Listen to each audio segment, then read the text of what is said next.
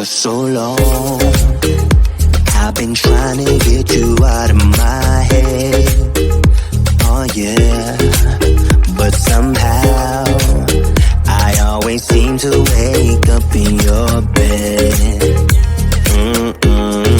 Baby, if we talk for a minute, then maybe we'd be getting somewhere. I just wanna love you a little to see where this is going. I really need to know, babe. Can we just open up? 'Cause I got to know if you feel the things I do. I might need some help if you let me go. 'Cause I'm flying through the sky and I'm getting a little high on you.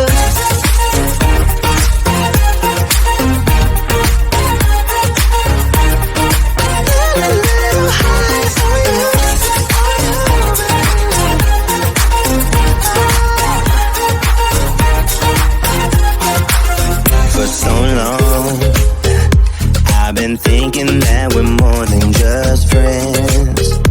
Oh yeah. Oh, but maybe your heart is falling for someone else. Whoa, maybe we should talk for a minute.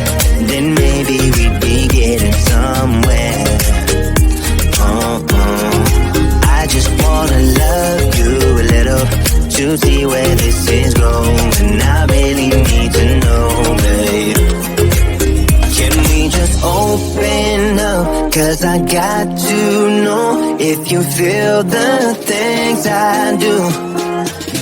I might need some help if you let me go.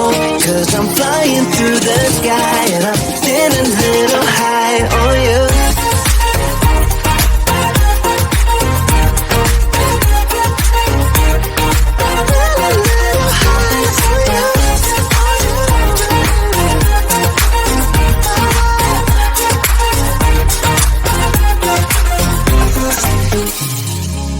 I think that we need a guiding light. Right now we're running around in circles. But if you don't even wanna try, I need to know it. Can we just open up? 'Cause I got to know if you feel the things I do. I might need some help if you let me go. 'Cause I'm flying through the